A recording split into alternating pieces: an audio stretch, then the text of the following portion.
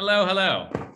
It's good to see your faces. I've been away in the woods for a few weeks, and I listened to that song a lot. I listened to that song over 100 times. I just sort of got obsessed with that song. That's by Zusha. Great band, great Jewish music, Zusha. And you may have recognized the refrain, the lyric, which is Mina Meitzar Karati Ya. Anani b'merchavya, from the narrow places I called out to you, God, and you answered me with expansiveness. Beautiful line, important line, and we'll return to it later in our study tonight. Folks, we are here. We're in it.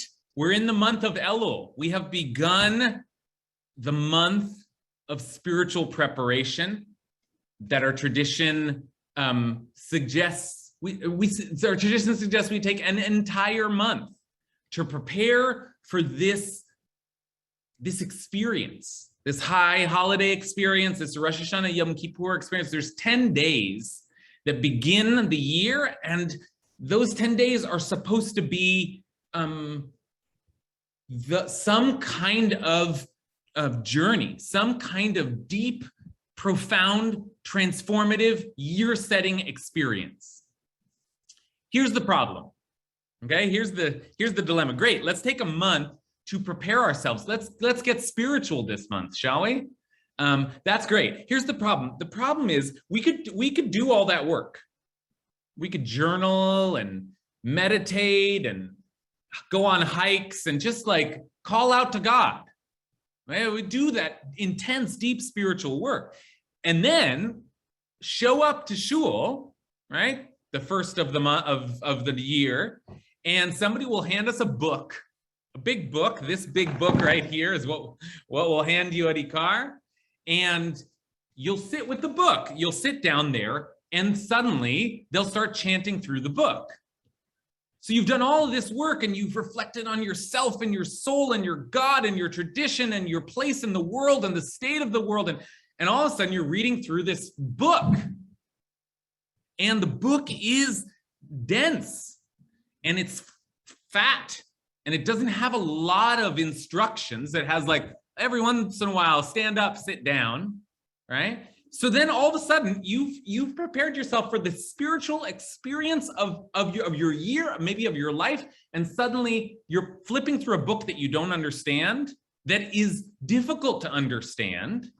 And instead of spiritual ecstasy, often an hour, 2 hours, 3 hours in, you're just bored to tears. If you are bored in shul, let me just tell you, this is Rabbi's advice. If you are bored in shul, leave. Never be bored on the high holidays. If you are bored on the high holidays, you're not, go hike, get out of shul. The point of our learning together this month is to make sure you are not bored during that 10-day experience. And in order to do that, if you're going to participate in the prayers of the high holidays and the rituals of the high holidays, you got to know something about this book, because this book is a map. It's a map to the high holidays, but it is not a very clear map. And you need to study the map in order to know where you're going. Okay, so last year we tried to deal with this problem with a couple of what we called boot camps. Like, tough and wake up early in the morning and run around the lake. Boot camps. And as the name suggests, what we did with those boot camps is we took this kind of, we blazed through the machzor. We did like 1 hour and a half sessions where I just there was hardly any discussion, just sort of throwing information at you so that you understood everything that was in the book. And what I'm going to do, we're not going to do that again this year, not because it wasn't valuable, but because we've already done that. And what I want to do, if you want the A to Z, of the machzor, the word that we're going to that's going to center our learning today is not just today, but for the next 4 weeks, is the machzor. The machzor, the thing that we return to again and again and again, the machzor, is the Sidur, the prayer book of the high holidays. Okay, and it's the machzor that I want us to get to know a little better in these 4 preparatory sessions that we're calling the psychology of the high holiday prayers. But last year we just did boot camps, okay? Not psychology, not spirituality, just information coming your way like a fire hose. Now, if you want that information, we have that information for you. Here is the first class that we did on the machzor last year. It was an hour and a half, and it was all about all of the Rosh Hashanah prayers. And here is another class, if you want, the class that we did on Yom Kippur. And while I'm giving you links aplenty, this is all just what we're not going to be doing this year. Here is the source sheet that we used for those sessions. Okay, so you can go and you can spend 3 hours and getting everything, getting all of the big picture of the machzor. It was time well spent. And if you weren't with us last year, I encourage you to go and review that. And what we tried to do was give you the A to Z. But I didn't want, first of all, we've done it, but I also felt that it was good work, but there was a problem there too, which is that, great, now we know what's in there if we study the machzor, and we'll repeat some of that information this year. Now we know what's in there, but what is it supposed to do? Why is it in there? Why is it in there? In other words, we didn't really get to know the prayers in a deep way. And that's what I want to do with you this year. I want to look, instead of all of the prayers of the high holidays, over the next 4 weeks, what we're going to look at is the highlights, the most important sections of the machzor, the unusual, special to Rosh Hashanah and Yom Kippur prayers. And I want to study them deeply this year, not blazing through them, but just looking at one major section each week and really thinking about the design of these prayers. And these prayers are so intricately designed. When we think next week, we're going to study the Rosh Hashanah Musaf, the long Amidah in Rosh Hashanah, and it is such a labyrinth. It is so crafted. Now, when any prayer is that crafted, you can tell that the crafter wanted us to get somewhere, wanted to do something to us, wanted us to experience something in ourselves. And here we get to this word that I've used to title the series, psychology. And I'm using it loosely, okay? I'm not a psychologist. I'm using it loosely to mean state of mind, state of consciousness. What state of consciousness are we trying to get to in this high holiday experience? When we open this prayer book and we move through these prayers, what are they supposed to be doing to us? Where are we supposed to be inside of ourselves? This is prayer, after all, okay? It's not just any ritual. It is a ritual of calling out. It is a ritual of looking inside and bringing something out from the narrow places I called out to you. So that means there's something happening inside of us, and the prayers are trying to facilitate that something happening, okay? So that's what I propose to do over these next 4 weeks. We're going to take 2 weeks and look at some of the highlights of the Rosh Hashanah prayers, and 2 weeks and look at some of the highlights of the Yom Kippur prayers. And we're going to be asking ourselves the whole time, where is this prayer trying to bring me? What is the internal experience that this prayer is trying to elicit? Okay, so that's just all by way of introduction. And tonight we're going to start in some ways. We're going to start slow. We're going to start basic. We're going to start really kind of the most basic high holiday prayer experience we can look at, which is just the blowing of the shofar itself. Because the blowing of the shofar is actually the first thing that this big thick book has a lot of prayers in it, but some of them are not exceptional. There's a Shema prayer in here, okay? We say Shema every day. There are many prayers that are just sort of like, well, this is the morning prayer, this is the evening prayer. But when we get to the shofar, we notice that things look a little different. Things are starting to change. That this This Siddur, this prayer book, has things in it we don't see during the rest of the year. And so we're going to take a look at those things and try to look at them in a deep enough way so that when we enter shul, either physically or virtually this year, God help us, when we enter shul, we have some sense of what experience we're at least trying to have, okay? And how maybe these prayers can help us get there. Okay, let's say a blessing to sanctify our learning. And I'm so happy to see you all. It's good to see your faces. I know not everybody's able to display their face, and that's fine, but it's always nice if you're able to be able to look at the folks who are out there. We're going to do as we usually do, which is to look at some texts, talk about them, hopefully in the larger group, and hopefully hopefully do this Elul work, this spiritual preparation that this month is all about. Okay, so let's say a blessing together, a blessing over Torah study. It's an Asher Kiddushanu B'Mitzvotav Tzivanu, and then it ends with La'asok B'divrei Torah, to immerse ourselves in words of Torah. Okay. Baruch Atah Adonai Eloheinu Melech Haolam Asher Kiddushanu B'Mitzvotav Tzivanu La'asok B'divrei Torah. Okay. All right. Let's get into it now. Here's what we are going to. Here's our source sheet. I'm going to ask Carrie to place our source sheet for tonight into the chat. And we're looking at the psychology of the High Holy Day prayers. And tonight we're going to look at the psychology of the shofar. Now, there's a debate in Jewish law. There's a debate.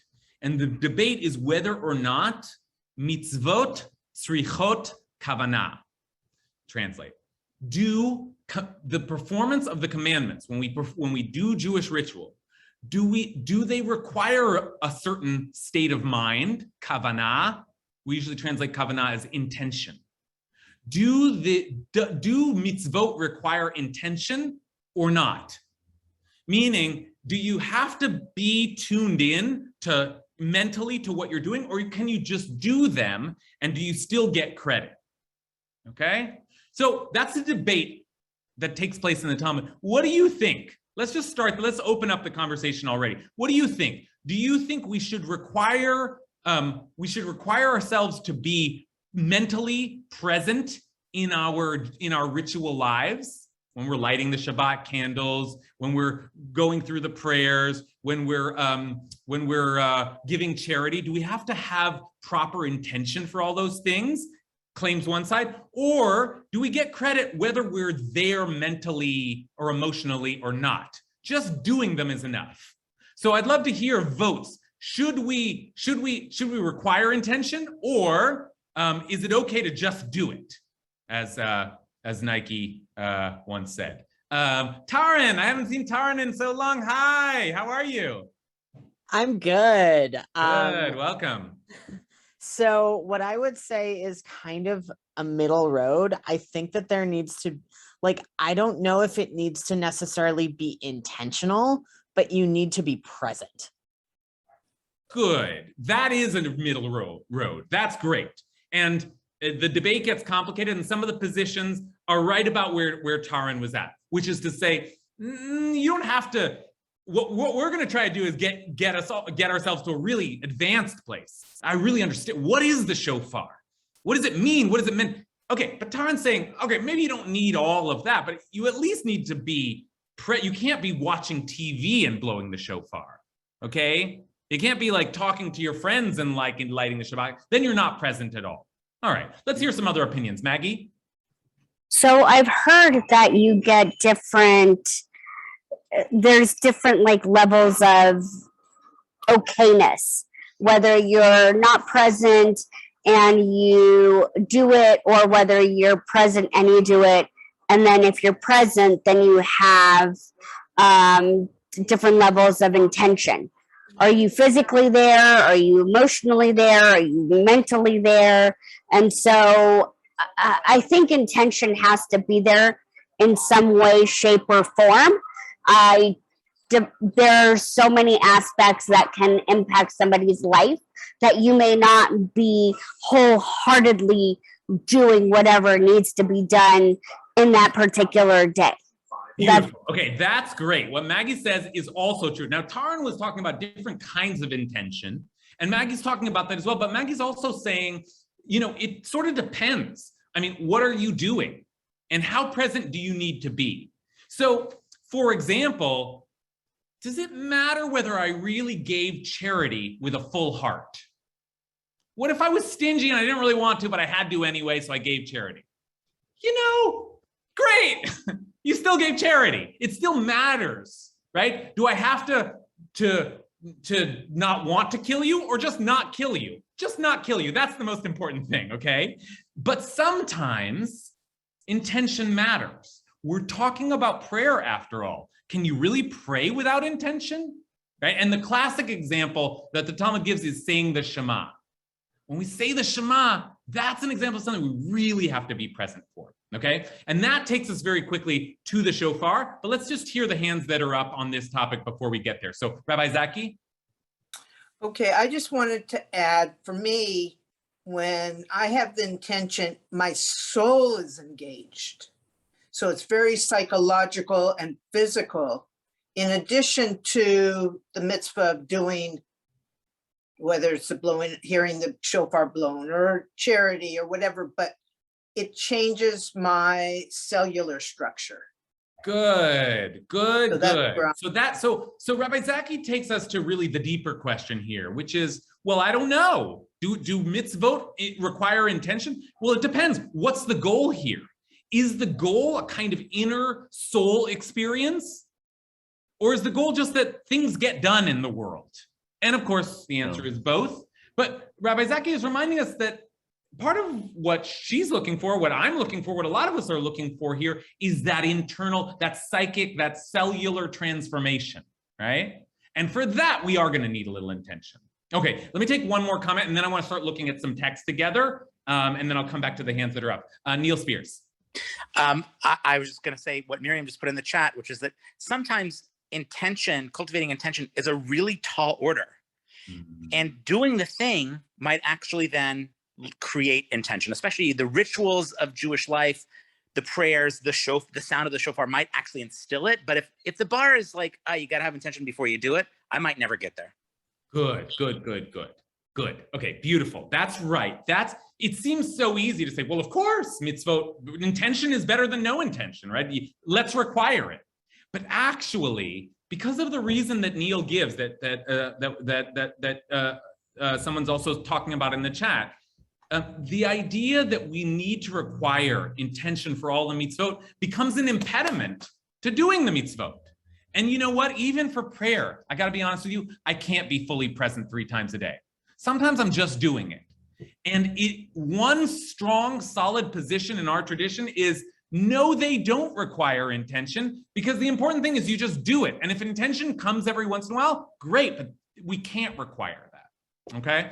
So as Maggie said earlier, actually the answer is depends. But the answer is actually largely, the answer to the question, do these actions require intention? The answer that the tradition gives is most of the time, no.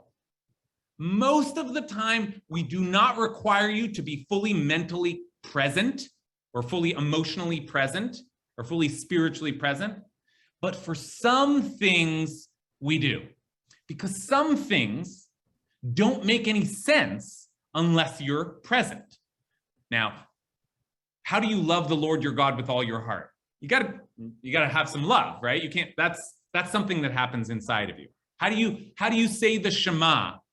Well, you have to say it with intention. So what I want to start with tonight is a text that will prove to you that blowing the shofar is one of those mitzvot, one of those commandments, one of those actions that require intention, okay?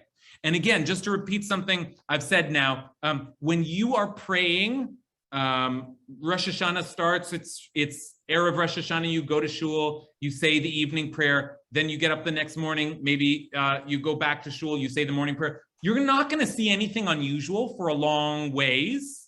There are little insertions here and there, but no big deal. You'll pray Mariv, the evening prayer, you'll pray Shacharit, the morning prayer. Even the Amidah of Shacharit, of the morning prayer, is not so unusual. the first thing in your machzor that really looks like, oh, wow, we've arrived at the holidays, is the ceremony of blowing the shofar.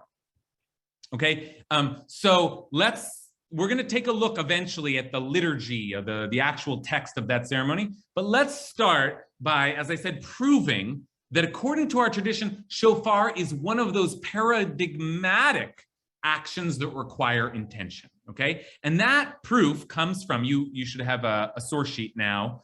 Carrie, maybe you want to post it again, just in case folks came late. But a source sheet that we're just looking at 3 sources tonight. The first one comes from the Talmud. Oh, and Carrie, I do need screen sharing abilities.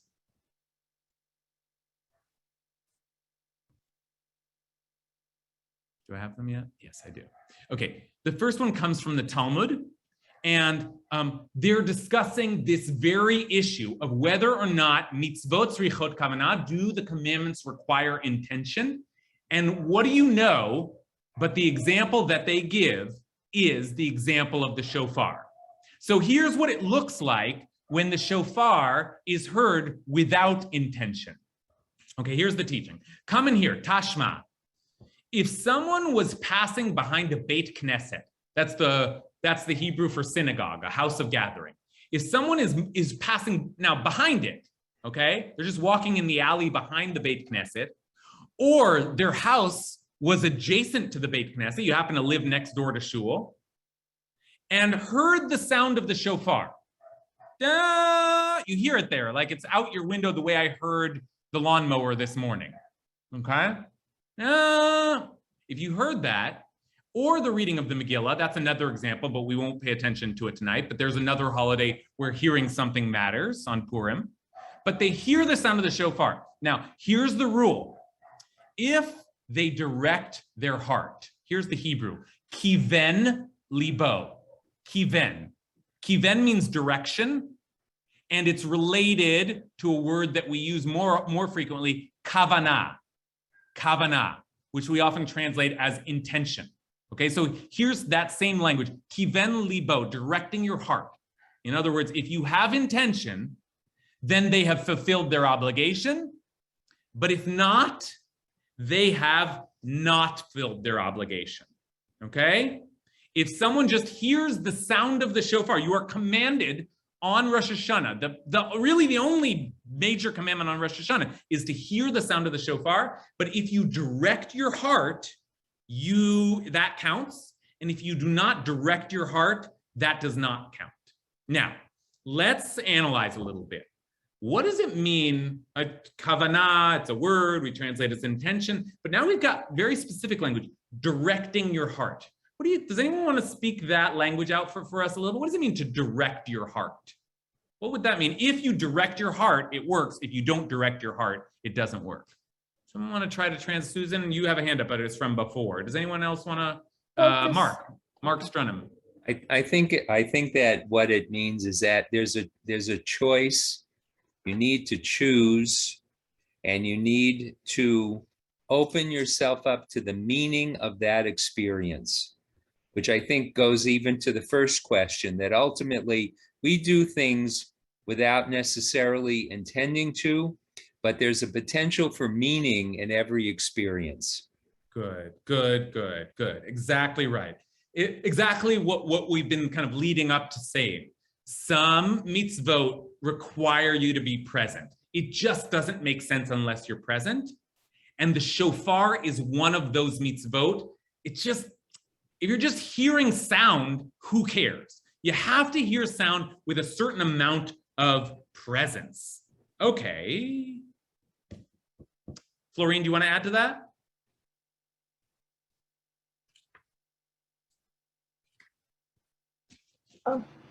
Can you hear me? Yeah. I guess the first part, when you said we're going to talk about the psychology of the high holiday prayers and traditions, the word psychology to me refers to psyche, meaning soul. And I guess before I could even talk about intention, I have to invite my soul into the synagogue. My body goes in, my cognitive part goes in, and I have to invite my soul in. And I have to know where my soul resides in me before I can even decide where I'm going to go with the prayers. Or I just get scattered. Okay. I go back to the body. I go back to the cognitive. No way. Great. So this is picking up on the same thread that Rabbi Zaki was starting earlier. Right. My soul has to be present. For this experience, it's not enough just to do. I must feel. I must have a psychic experience. Rosh Hashanah. This is like we've sort of backed into it, but we've gotten to a very strong statement, which is that Rosh Hashanah requires a psychic experience. If your heart is not present for it, you do not fulfill your obligation. You're not there. It's not working. You could hear the shofar till the cows come home and you didn't hear the shofar, okay? Why not? Why doesn't it work? Why can't you just get credit? What is it about this experience that requires you to be there? Okay, so we'll get there. I see Susan has a hand up and I see Ari has a hand up. Susan, is this, I saw it from before, so I wasn't sure whether to call on you. You want to come in? Yes. Hi, I'm Susan's husband, Marvin, and I was the guy who wanted her to put her hand up. Okay. A couple of things. The translation of Kavana, for instance, in amidst the saying the Shema, there are different levels of Kavana. It isn't either on or off. You are more involved, you are somewhat involved, you are deeply involved. With the shofar, the way I understand it is when you hear the shofar, you have to have the idea that you're listening to the kol shofar. You don't have to be emotionally deeply into it. And the same thing with the reading the Megillah. You have to have the idea that you're listening to the Megillah, but you don't have to really get into Vashti and Achashverosh and that is an either on or off thing with the Megillah and with the shofar, but the Shema, there's all levels of Kavana. Yes, thank you. That's right, Mark. And you've done such a nice job of giving us various options. And I think the tradition is right there with you. What does it mean to direct your heart? Well, does it have to mean that I really understand in a deep way how I'm to be transformed by this experience, what it means to be standing in front of God? We're going to be shooting for that tonight. Right? We're going to be shooting for the highest level of intention that we can summon. But Marvin says, wait a minute. Isn't it enough just to say, okay, I'm present, I'm listening to the shofar, I'm doing my duty, I'm listening to the shofar? And the answer is yes. The answer is, on a basic level, all we really need is just for you to be there and conscious and present, okay? But there are levels, right? Am I directing my heart to God? Just to the doing of the mitzvah, to some other kind of deeper, some idea or what is the shofar actually? We'll get to that. But right, there are different possibilities, different levels. All right, let me take one more comment and then I want to move a little bit further from let's take one more comment from Ari. I'm struck by the quite literal reference to sound in the prayer, which in the passage you gave us, which starts with "come and hear." And then obviously referencing, which sounds like the start of the Shema, to be honest, and in referencing the shofar, which is of course a sound. And you asked to direct your heart. The question I have is, of course, direct your heart to what? And I was thinking, if you replace direct your heart just for a second to direct your ears, there's lots of ways you can direct your ears if you hear the shofar, to its origin, to how it's affecting you, to where the sound goes out into the world, right? It's not clear to me, even if it was about your ears, where you direct your ears. I mean, the obvious one is origin, but you could think about it as the sound goes out everywhere. It's in a wave. Can you direct your ears to wherever it's going?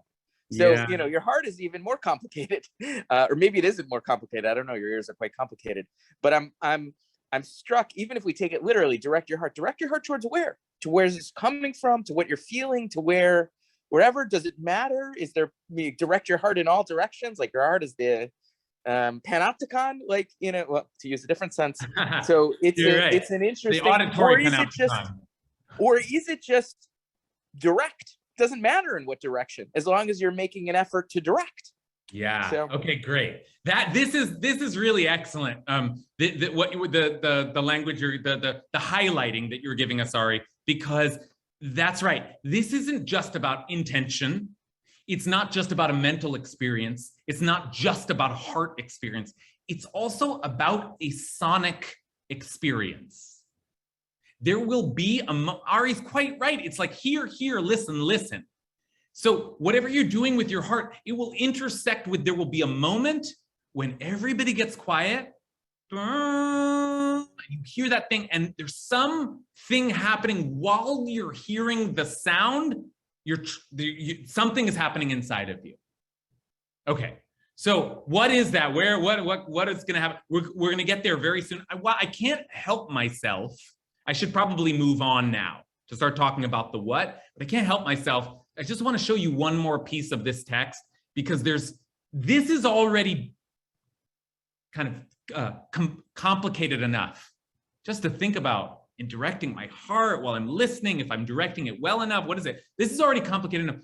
Take a look, though, at where the Talmud goes from here. And I just want to, this is really a little bit of an aside, but I want us to see this, because it's even more complex. The dynamic that we're searching for here is more complex even than just directing your heart, because then the Talmud says, wait, there's one more piece here. But another teaching was brought. Another teaching was brought. If the hearer of the shofar had intention, nitkaven hashomea, but the sounder of the shofar did not have intention, or if the sounder of the shofar had intention, but the hearer did not have intention, that we already know about, the hearer has not fulfilled their obligation until both the hearer and the sounder have intent. Okay, you get that? The blower of the shofar has to be directing their heart. The hearer of the shofar has to be directing their heart, and both of those things need to be happening. If that's not happening, then it's not just you. It's like everybody in the experience has to, and I don't know, do we have to all have the same intention? I'm not sure what that means. I want to give just one space for thinking about what an audacious proposition that we all have to have intention, or none of it counts. What do you think why is the Talmud giving us such a high bar here? Anyone want to speak to that? I see Mark coming in again. Yeah. I think there are two different intentions. I think the intention of the blower is to fulfill the mitzvah. The intention of the hearer is to fulfill the intent of the bracha that said, which is lishmoa kol shofar, to listen to the sound or the voice of the shofar. And that's the bracha that we use. We don't say, I'm now about to fulfill the mitzvah of blowing the shofar or holding the shofar. I'm here to fulfill the mitzvah of hearing the sound of the shofar. And the blower of the shofar is just our agent. Great. Okay. So that's one way of answering this. Like, everybody has to be present for what they're doing. Everybody has to be aware of their part in the ceremony. So do we both have to be thinking the same thing? Like, I'm thinking it's Rosh Hashanah and God is awesome, and you're thinking it's Rosh Hashanah, or we're all thinking what sinners we are. No, maybe we all have different intentions, but we all have to be present. Okay?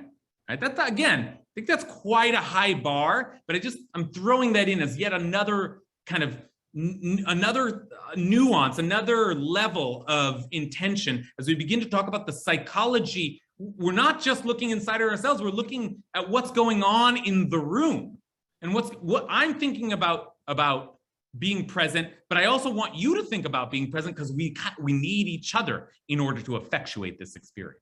Okay, all right, this is all by way of introduction. So let's actually get into it. What do we think about? And actually here, I'd like to use the chat feature a little bit, because I'd like to I'd like to hear what do you all associate with the shofar? Maybe we've already got a lot of good answers in front of us. So if, as the Talmud says, we need to direct our hearts, we need to be present. Now, I've already heard some people say, here's the basic. What you need to be thinking about is, I am doing the mitzvah of the shofar.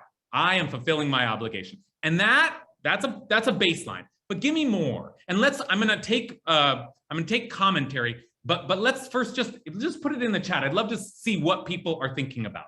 So I see Susan saying crying, like the shofar, I think Susan means or maybe Marvin means, is like a wail, I should be thinking as if I'm hearing people cry. Okay, that's quite a kavanah. Repentance. Oh, the theme of the holiday. Like, sure, I need to be thinking about repentance. A ram. Marvin, Susan, why do you say a ram? Susan's because it's the animal involved. It's the horn of it, and one thinks of Abraham finding the ram instead of having to sacrifice Isaac. Good. Now, this is one of the classics. What is the shofar? What we're beginning to ask is, what does the shofar symbolize? It's not exactly the same question, but it seems related. So one of the things that the tradition tells us the shofar symbolizes is the ram that was sacrificed in the place of Isaac. Now, we could have a whole class on that one intention. What does it mean to think about Isaac as sacrificed? There was a ram, and now we're using the ram.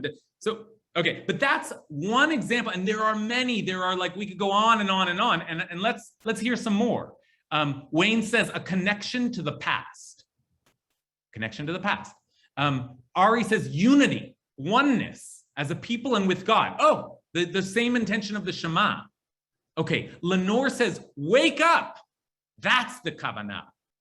Wake up. Muriel says the voice of the divine channeled through the shofar. Woo, love that. God's talking. We're hearing the sound of God's voice. Tess says a call to action. I'm hearing a call to action. I have to be ready for that. Gail says being connected to the community and our ancestors.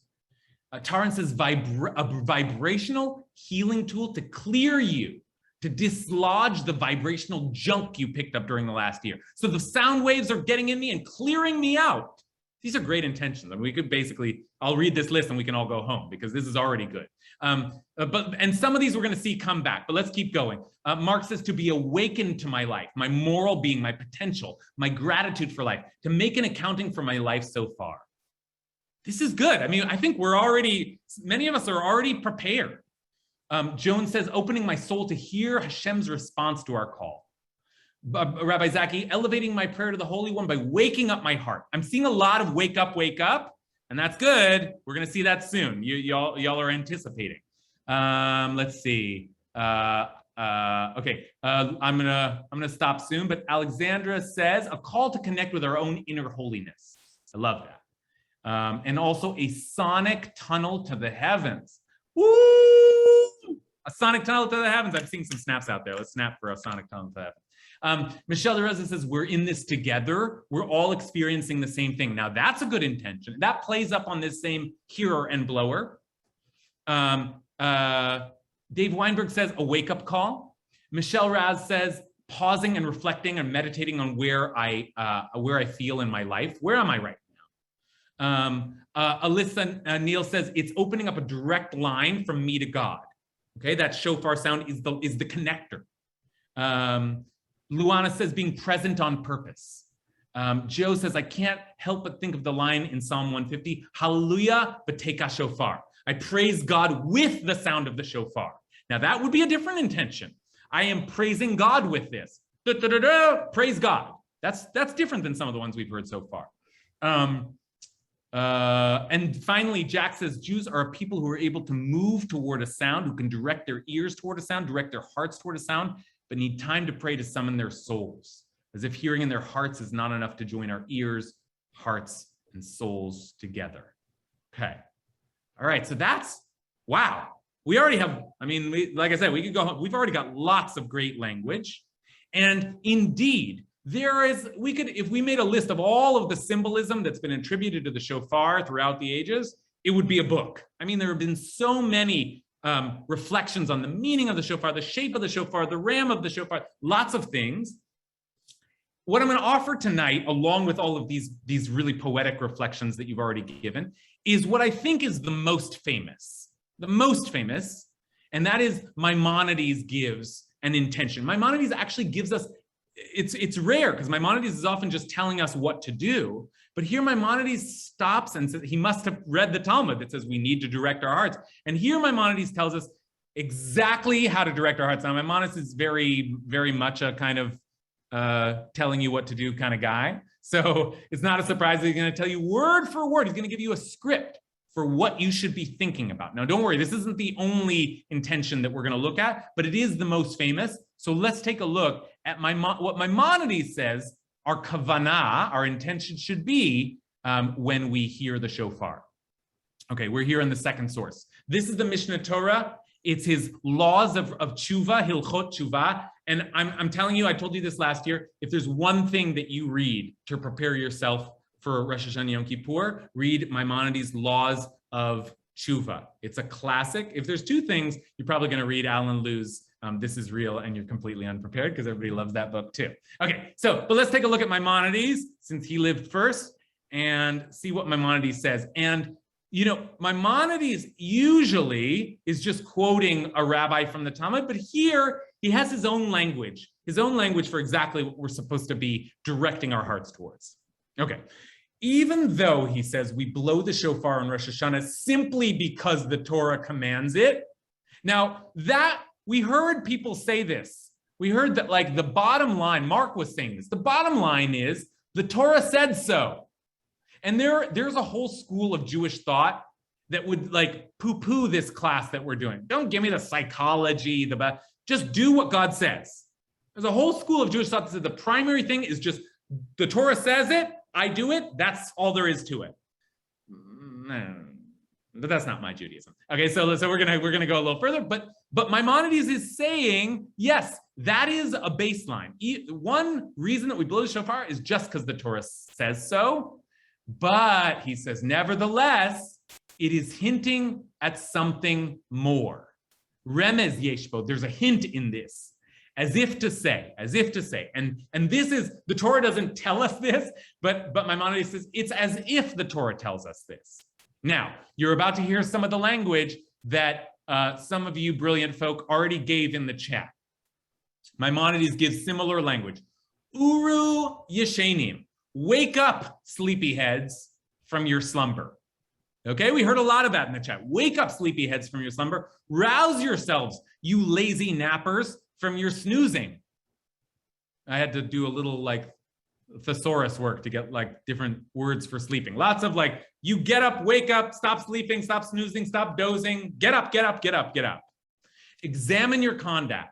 Turn back in Chuva, do Chuva, return, and remember your Creator.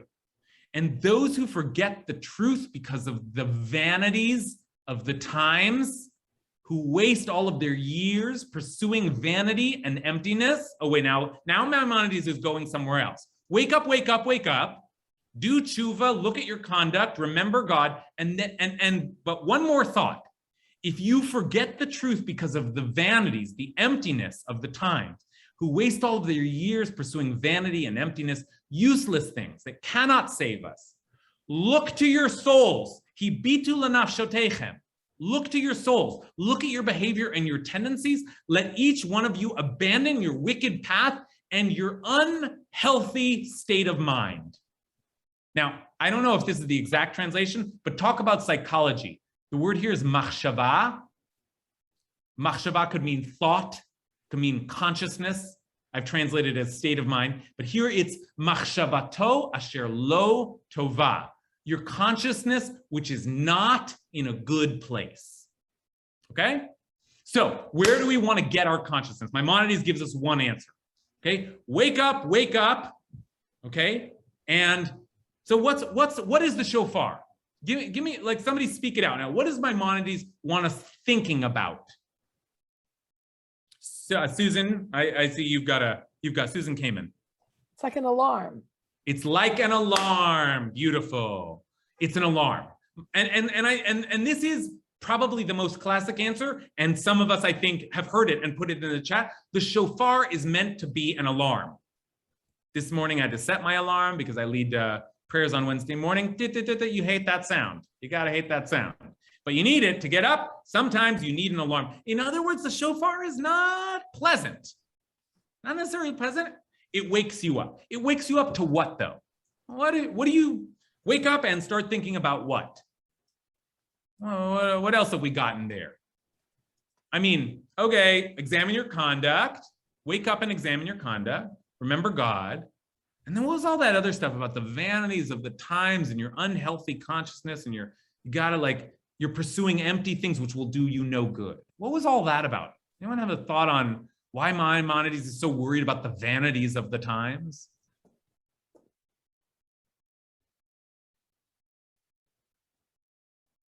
Okay. All right, we'll leave it there. But just think about that. Maimonides wants us to wake up from one state of consciousness into another state of consciousness. Yeah, I heard someone starting to answer. Mark, is that you? No, I was laughing at the comment about the Instagram.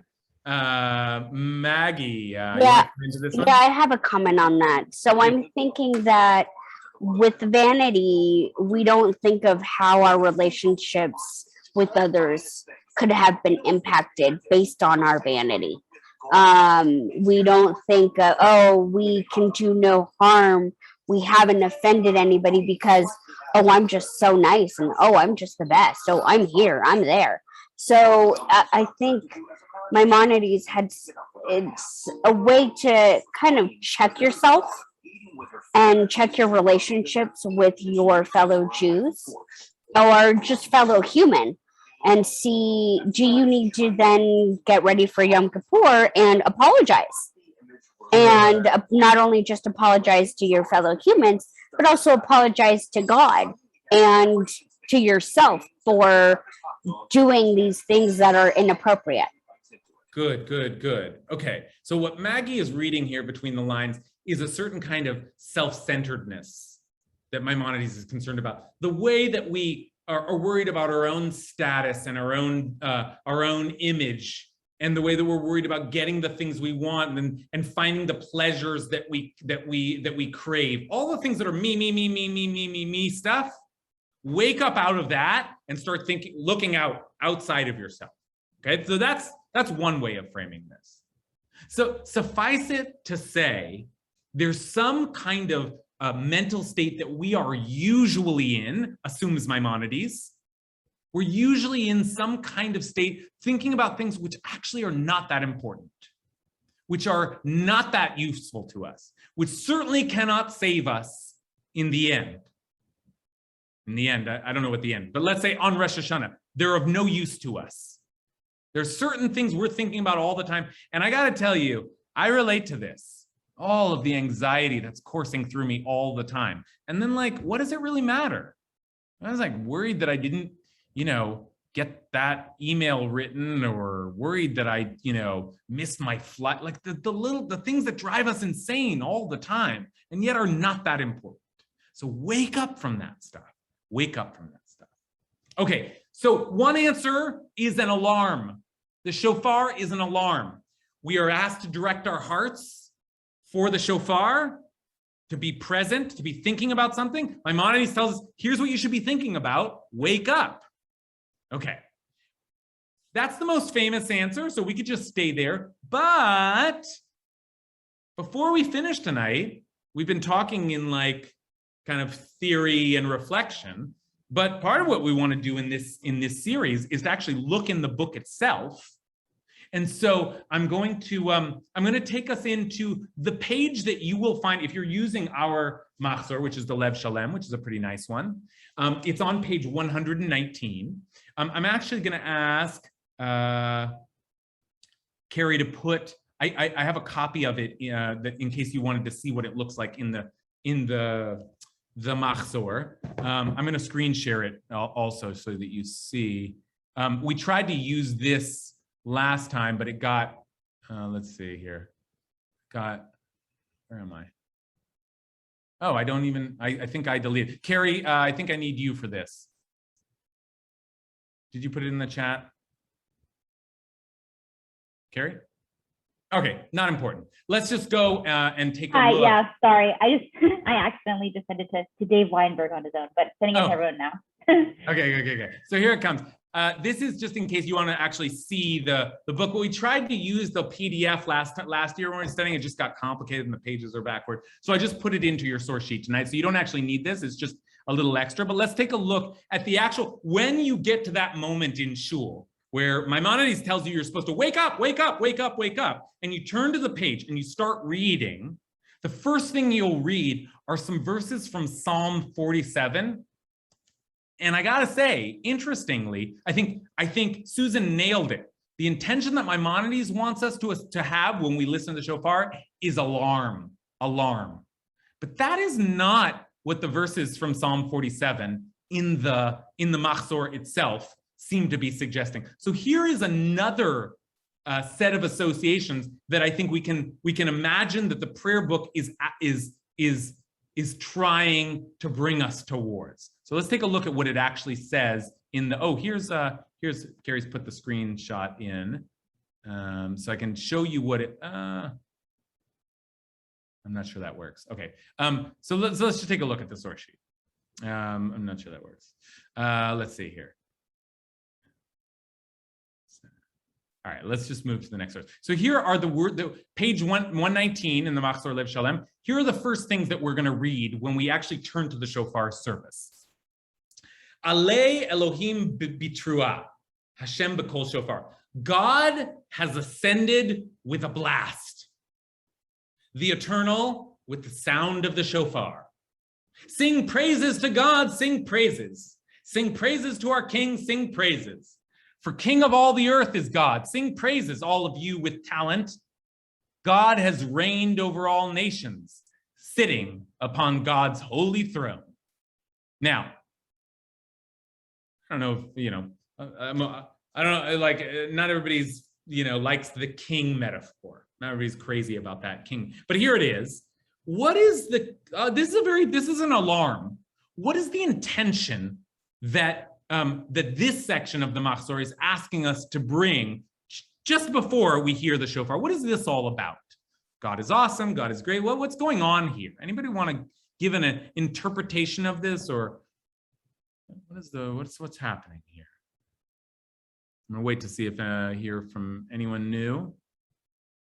This is another one of the classic kavanot, shofar kavanot. Rabbi Zaki? I just keep thinking about the previous year of what I didn't fulfill in my prayers. And this is almost awakening that part that I slipped, and I need to bring it into action. Okay, So what Rabbi Zaki is saying, I think soon enough, the last thing that we'll look at will be in that spirit, that I have some things I need to work on. I need to reflect on what my own life. But these opening verses didn't seem like they were about me at all. They're about God. But what is God doing here? What's God up to? I'm thinking about God, or at least the Machzor wants me to think about God, but I am thinking about God ascending with a blast and reigning over all nations, sitting upon God's holy throne. What's God up to? I'm blowing the shofar for what? What's happening with God here, Taran? What's happening is that, like, we are making the throne happen. That's right. But that's not, I was gonna kind of comment about the next line, and sort of my thoughts about, like, shofar. Like the Min HaMeitzar line, like the. So hold on. So this is great. We're more, Rabbi Zaki and Taran are both more interested in what's to come. But we're running low on time, so let me just speak it out, which is the alarm. The first major kind of intention that the tradition offers is it's an alarm. And when I say the first, in some ways the most famous, but I don't know which comes first. Another major theme that the tradition suggests we associate with the shofar is the theme of coronation. Coronation. we are in this moment, according to one interpretation, blowing the shofar because you blow trumpets for kings and queens. And this is the day when God is our queen. Let's switch genders. The God is our queen. And so we want to honor our queen, just like we would honor Queen Elizabeth when she walks in the room. So we honor God. And that's another intention that we might bring to the shofar. Now I've already, which is it? Is it alarm or is it coronation? I'll just say the obvious, which is that these are very different kinds of heart directions. These are very different kinds of Rosh Hashanahs to have. One is a Rosh Hashanah of, oh my gosh, wake up, get to work, everything's screwed up, I have an unhealthy state of consciousness, I need to repair everything. And the other intention is, the king is here, da, da, da, da. Our king has arrived, hooray for the king. It's a very different holiday. Yeah. Celebratory, majestic, rejoicing. A lot of the other intentions that we saw, singing praises and acknowledging the unity of all, the ruler of all, that's a very different kind of intention, okay? So all of which is to say that, there are many possibilities for heart direction that we might bring to the shofar, but now we're seeing just a couple of the classics, and they're very different, okay? There's the alarm intention, and then there's the coronation intention. Okay, we'll soon move to a third before we close. And I try to keep these things to an hour, but I do think we're going to go over about 10 minutes tonight. So stick with me if you can. If not, I understand we're at the hour. But I want to hear from some more folks also. So I know Mark has got a comment. I think it's really important to remember that all of our liturgy has a history and it reflects the cultures where we came from. When I remember studying, every ancient Near Eastern culture recrowned its king every year in a ceremony. And this is reflective of that annual coronation. And it's particularly important because when the king is on the throne, the king then is in judgment. And the whole period of Rosh Hashanah to Yom Kippur is a period of God as king, as judge. And we see that reflected in some of the other tefillot of the liturgy. So we're really hearing a resonance here of where this liturgy came from.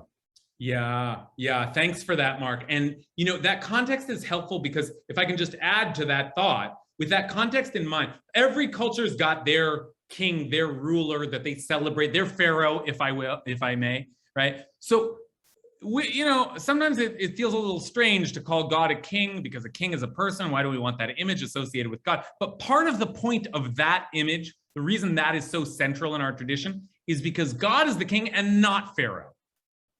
God is the queen and not Queen Elizabeth. God is our ruler and not a person. So part of what we're doing when we coronate God is that we are saying very loudly and boldly, no human masters, no human masters. God is in charge, okay? Now, again, just that's a very different holiday. God is our master. God is in charge. No, we've revolution from all human domination. That's a beautiful kind of coronation, but it's not, I got to wake up. Everything's wrong. I got to fix my life. Well, help me. Okay, it's different. All right, let's hear some of the other interpretations. Haven't heard from Hal and Kathy yet. So this is from me. I mean, I think what always strikes me about Rosh Hashanah is this sort of interplay between the individual and the collective, that we're doing our individual Chuva, but we're doing it collectively. And so I think the difference between, the coronation aspect of this cup is a recognition of the collective nature of the community. You don't coronate God as an individual, you do it as a community. So I mean there's a kind of back and forth. Yeah. Ein melech below am. There's no king without a people. And we see that language, exactly the language that the dynamic that Hal is suggesting. Ki anu amacha, we are your people and you are our ruler, and we are this and you are that. So part of when we are crowning God, when we're coronating God, part of what we're saying is we're a nation. We're together. This is our day. We're starting this year as a nation together. Okay? Yeah. That's one way of thinking about the Rosh Hashanah experience, is that it is a moment of proudly and gloriously celebrating this thing that we are, this Judaism, this God, this people of Israel, all of that. Rosh Hashanah is a day when we celebrate that. Okay? But remember, that's the second paradigm. The first paradigm was that Rosh Hashanah was a day to get out of our unhealthy consciousness, wake up from our slumber, and get into a new state of mind. Kathy, please. Oh, well, I just wanted to just add really more of a question, is that I think it's really interesting because that the shofar, that's such a theme with the shofar, because, there's the whole malchuyot, the kingship is one of the major themes, which I've never, it doesn't speak to me so much, but it's not just here. It's like a huge theme throughout Rosh Hashanah, the king part. And I feel like we kind of like slough over it because, it's not so appealing as some of the other themes. But anyway. Yeah, it's major. Like it's all over the place. And the question, I guess, is what is this king doing? Is this king, and Mark was speaking to this a little bit before, is the king also the judge, and now the king is here and the king is powerful and I need to ask for help from the king? Or is the king just glorious? Is the queen just glorious and we're just radiating in their magnificence? Mm-hmm. Right? But yeah, so as Kathy says, the king language is all over the place in Rosh Hashanah, but is it there in the moment of hearing the shofar? When we're hearing the shofar, are we thinking about ourselves and our own behavior, or are we thinking about God and God's exaltedness? All right, let me take one more comment from Susan or Marvin, and then we'll look at one last text before we close. Yeah, it's me again. I wanted to throw another spanner in the works. Speak louder, Marvin. I can't quite hear you. I said I wanted to throw another thing in the works, and that's supplication. We're asking God to do things for us that are miraculous and wonderful, reflecting back like Jericho, where we blew the shofar, the walls came tumbling down. I'm losing you, Mark. Can you hear me now? Yes. What I was going to say is it's supplication. We're asking God to do miraculous things for us. We're asking for requests, much like Jericho, where we blew the shofar and the walls come tumbling down. We're asking for maybe him giving us things that we don't rightly deserve by our behavior. Good. Thank you, Marvin. And Marvin, that takes us to this last text that I want to look at, because again, it's important to me that it isn't just that we talk about these big ideas, but actually that when you open this book up, you say to yourself, oh, I see, that's the part where they're asking me to think about the king. And here's the next part. Now, we started with those verses from Psalm 47. Then we get a bunch of other verses. And one of them is the verse that we opened with tonight. From the narrow places I called out to you, and you answered me with expansiveness. Now, all of these next verses, I think, pick up very much on the theme that Marvin was suggesting for us, which is this theme of calling out to God. Okay, so we have a lot of beautiful kavanot in the chat tonight, but we're, as a group, looking at three. We're looking at alarm, we're looking at coronation, and then here's another piece of text that's in our machzor, and let's see if we can give a name to this last one. So we see that God is ascended and God's on God's holy throne. And these verses, the blower of the shofar leads and says, the Baal Tekiah.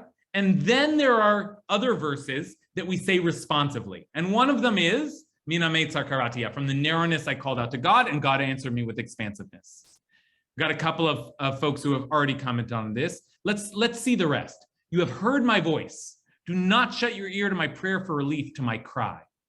The beginning of your word is truth, and your just law is eternal. Bring your servant to the good. Let me not be oppressed by the wicked. I am, rejoicing in your words like one who has found a great treasure. Probably just, I rejoice in your words. I rejoice in your words like one who has just found a great treasure. Teach me good reasoning and knowledge, for I believe in your commandments, and be pleased with the offering of my mouth, eternal one. Teach me, and another typo, your laws. Okay, give me a name. What are those? We just had coronation. We started with dun, dun, dun, dun, the king is here. Now all of a sudden I'm calling, what's going on here? What is this? And I think Marvin was on to it. But anyone want to give language? We have alarm, coronation, and what is this? What's this last one? Calling out to you, help me. Anyone want to give this a name? Okay. Prayer. Prayer. Very good. We're praying. Taran, you wanted to pick up on these verses earlier. What were you thinking? I'm thinking that it's really about this receiving and being received. And I think that it goes with the action of the shofar, which I think like the real intention should be to receive the vibrations, so the vibrations can help you to do the work that needs to be done before you get to like Kol Nidre and the all of the communal confessions on Yom Kippur. Okay, all right. So this calling out to God, like all of this stuff, what is it doing to me? It's clearing me out. It's clearing you out, and it's also about like that reciprocal relationship of like you receiving those vibrations and then you calling back, like answering the shofar and calling back out with all the stuff that you want to change. Good. Okay, I like that. So listen, the way Taran is framing this, yes, we hear the shofar. Of course we hear the shofar, that's the commandment. But as we hear the shofar, we also imagine that we are blowing the shofar up to God. That the shofar is a sounding, it's a message to God. It is in itself a calling out. God, listen to the show. Do you hear us down here? We need your help. We need your help. There's a sense in which we're hearing the shofar. There's a sense in which we're blowing the shofar up to God. Remember that both the blower and the hearer have to be fully present. Sometimes we are the hearer, and in certain formulations, we, the nation of Israel, are all the blower, and God is the hearer. God hears the shofar and realizes that we're lost down here, that we don't know what to do, that we believe, but we're lost and we need God's help. Okay, that's a third paradigm. And it's right there in the Machzor. So we had Maimonides who gave us the famous wake up, wake up. We have the opening psalm in the Machzor, which is the coronation. And now we finally got the SOS. The SOS, the calling to God, please help us, save us. And look, these three themes might be related. Maybe it's the God who is king that ends up saving us because we reflect on these things. Might be all swirling. I give all of these intentions to you freely. You can use them all together or at once or 2 out of 3, but just take note that they are very different kinds of intentions. And in a way, the question of how I direct my heart when I listen to the shofar is not entirely obvious. We don't know exactly how we're supposed to direct our heart. Lots of answers are given by the tradition, and there are even 2 answers that are given on the same page of the Machzor. But one thing is clear: we have to be present. And so what we're doing together is to think a little bit, what are the various kavanot heart directions that are available to us? And what do we like? I mean, how many of you resonate to the message of the alarm, the shofar as the alarm? Let's see, who likes that one? Some. Who likes the coronation? Shofar is God's coronation. Some of you like the majesty of that. Who likes to think of the shofar as our message to God? Help us down here. Help us down here. Oh, a lot of people like that one. Okay, so there are a lot of possibilities here. Let me take one more comment, and then I'll end with one just final piece here, one final thought. Michelle, you had a thought before we close. Michelle Raz. No, I was just answering with everybody else your other question. Oh, what is that? What's your answer to my other question? Oh, I was just raising my hand to say, yeah, I agree with that. We're calling God. That we're calling out to God. Yeah. Right. Right. Okay, that's great. So our intention, one of the possibilities that we're being offered here, but min hametzar karatia, from the narrow places I call out to God, and God answers me with an expansiveness. Right. It's, by the way, many commentators have noted that the shofar starts narrow and ends with expansiveness. Right. So there's like a lot of symbolism going on. We could talk for hours and days and years thinking about all the symbolism that has been attributed to the shofar. But I just want to say before we close one last thing, which is that those are the intentions that first Maimonides and then the Machzor itself gives us as it sets up a shofar blowing ceremony for us. And then we say two blessings, say these two blessings, and then we blow the shofar. Now, these are all of the kind of different sounds that we blow.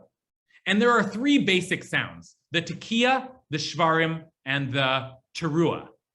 Okay? So now the tekiah is the long blast. The shvarim is this shorter blast. And the teruah is the staccato. So now I just want to leave you with those three sounds, because I would ask you, we've been kind of touring through this, trying to figure out what is the psychology of the shofar. And I want to leave you with the suggestion that maybe the shofar has many psychologies, many intentions, and actually the various sounds that we use, that we try to bring forth from the shofar, are different kinds of intentions, different kinds of sonic experience, different kinds of psychic experience. So if I asked you, which one of those sounds sounds most like an alarm? Like, you know, I mean, I don't know, maybe you have your own answer, but which one of these sounds sounds most like a coronation? Which one of these sounds sounds most like a call for help? Now, I'm not saying we can map these things on one. I'm just suggesting to you that every little move that the ritualized tradition makes, that's captured in this machzor, every one of them is deliberate, is thought through, and is suggesting to you that there is a kind of psychological experience that is available to you in this moment if you tune in. So let's keep tuning in. We did some good work on the shofar tonight. Next week, we've really got our work cut out for us, because we're going to take a look at one of the most complicated prayers in all of Jewish liturgy. And we're only going to look at, don't worry, we're just going to look at the one text of the prayer. We're not going to go to Maimonides. We're not going to go to the Talmud. We're not going to go anywhere else. That we were able to do tonight. But next week, we're just going to look at Rosh Hashanah Musaf, which is the longest Amidah, the longest standing prayer of the year, which contains within Aleinu and all kinds of other glorious stuff. Please come back and stay tuned for this tour through the Machzor, which will be taking over the next 4 weeks. I hope to see you again next week at 6 p.m. Chodesh Tov, wishing everybody a beautiful month of spiritual preparation. Can you give us a blast? Oh, yeah, let's end with a blast. All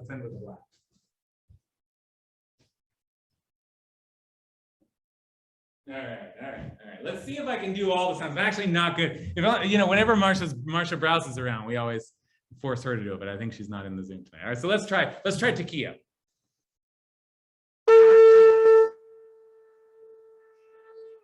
And then shvarim.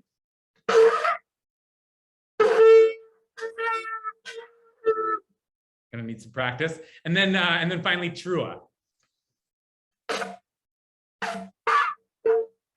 All right, gonna need a little more practice before I'm ready for Rosh Hashanah. Okay, we have a whole month. I'll see you next week. Bye, everyone.